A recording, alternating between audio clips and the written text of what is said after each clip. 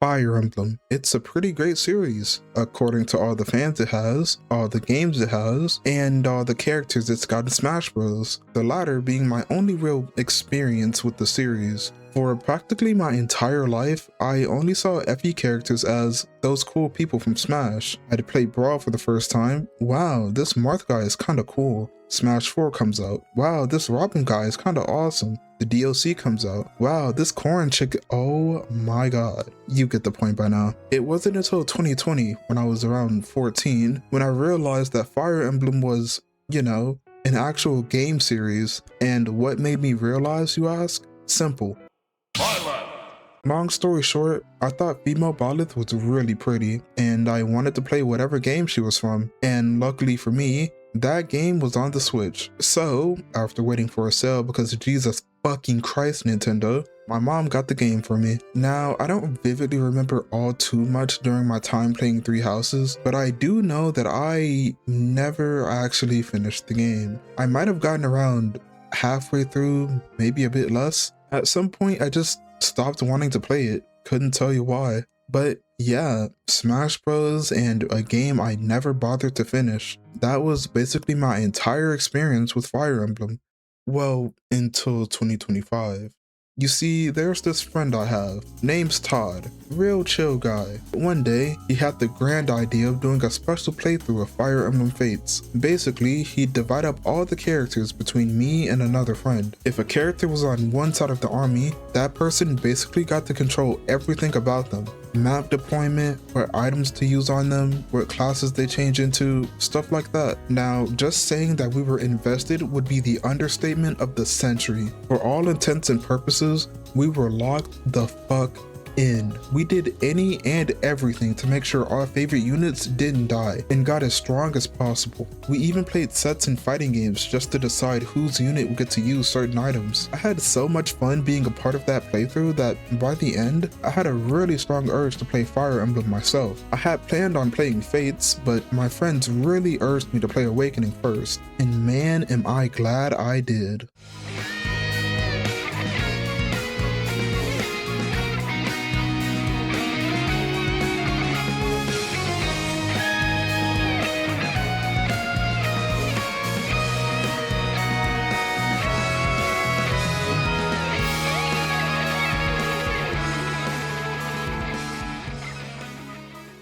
I'll be honest, my first few hours on the game were both fun and kind of a struggle. Despite the fact that one of my favorite games is a strategy RPG, I'm not that great at strategy RPGs, but I was determined to try my best and actually get good. Yeah, it may have taken a bit, and yeah, I may have had some dumb deaths and quite a few resets, but in hindsight, that kinda added to the enjoyment I felt. The struggle of making sure nobody died, the dread of seeing reinforcements when I was so sure the map was nearly over, seeing Lonku and Severa nearly go an entire map without getting hit, or watching Robin and Morgan erase health bars purely for the love of the game. I feel like all those experiences, both good and bad, make Fire Emblem what it is, and I absolutely loved every second of it. Looking back though, there were a few units I either benched pretty quickly or literally never used, or some that died before I could even recruit them, but it's no big deal. I had so much fun that I'm already considering doing a second playthrough, just so I can use units I didn't the first time,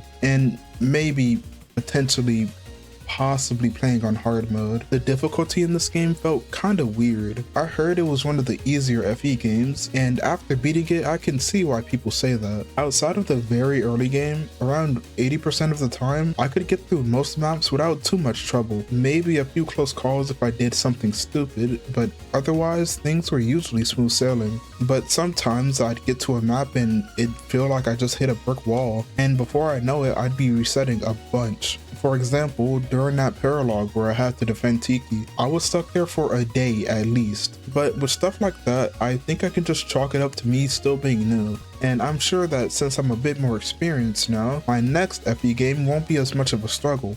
Regardless, I still had tons of fun, both during the easier and harder parts of the game. However, I did end up making one quote-unquote mistake during my playthrough. So, you know those support conversations you get to watch sometimes? They're pretty nice, all things considered, and relatively easy to get as well. Just pair up 2 units for a few maps in a row and the support rank will go up before you know it. Now, personally, I always paired up Robin and Lisa. I figured that would be the easiest way to protect my primary healer from dying. So I kept them paired for almost half the game. Now, what was the mistake I made? Well, you see, considering this was my first time playing the game, I had no idea that getting to S support meant, you know, getting married. Yeah, that kind of blindsided me, but it ended up being more funny than anything, since apparently that was the last character my friends expected me to get S support with. But aside from that, I did enjoy all the support conversations and all the characters in general, really. I don't know what it is about Awakening compared to what I played of Three Houses, but I found it a lot easier to like the characters here. Are they just better written? Who knows? I can't remember enough from Three Houses to really say anything for sure. Is the game's art style just better, so in turn the characters look cooler? I mean, it really depends.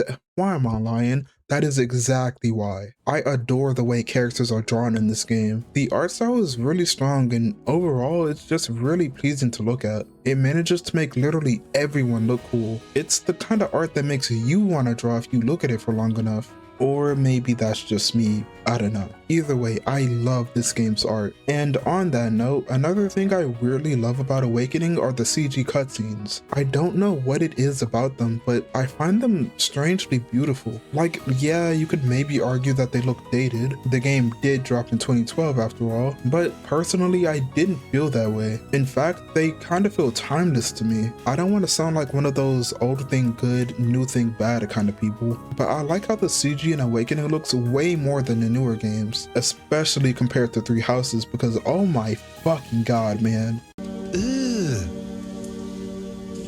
Brother, ugh. What's that? Engage looks a lot better though, but it's still hard for me to not just glaze how cool the CG in Awakening looks. Honestly, I'd watch an entire show or movie animated like this. Now, one part of the game that caught me completely by surprise was the story. I was going in blind, so I didn't have any real expectations when it came to this game's plot. All I knew about Awakening beforehand is that if the game didn't sell well back then, the series would have ended right then and there. But as you can see, that didn't happen. So for this game to essentially save the franchise, the story alone had to be at least pretty damn good. But was it actually? Well, yeah, no shit, man. I can't even sit here and try to lie by saying, oh, it was decent, but it wasn't that good. No, man. This game had me locked in from start to finish. Just from the first few chapters alone, I had a feeling this game was going to be something crazy.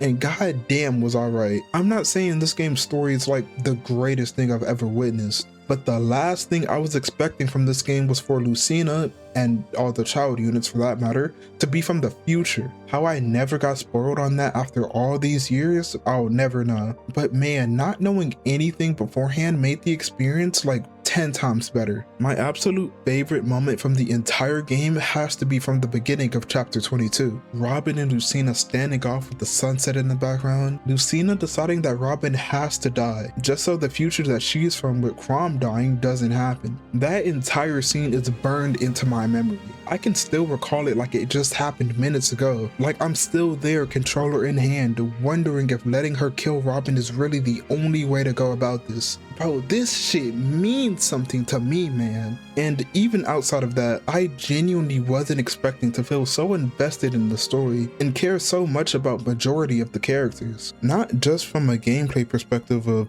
oh, I gotta make sure they don't die. I'd really be cooked without them. And more of a personal, I just really like them as a person, not just a unit on the map. And I think the support conversations really added to that. I didn't get to watch every single one, but from the ones I did watch, I can say that none of them were straight up bad. It always ranges from decent, fun to read, or just kind of funny. Sure, I might have had a bit of favoritism towards certain characters, but in my eyes, they're in a completely different league. But by the end of the game, when I got to that scene with everyone calling out to Robin, I can't lie, it kinda hit. I felt the soul, man, I really did. Man, if you told me a few years ago that I'd end up enjoying a Fire Emblem game this much, I would have called you insane. And yet, here we are, with Awakening surpassing my expectations tenfold and giving me an experience I don't think I'll ever forget. I'm really looking forward to seeing what else the series has to offer, not just from what came after Awakening, but everything from before as well. Although this series does have a lot of games, and I'm actually in the middle of an Engage playthrough right now. And I do have to get back to Trails after this. I don't think I'm gonna make it, man. Anyway, that's all for me. If you enjoyed the video, feel free to leave a like and subscribe. Alright, thanks for watching.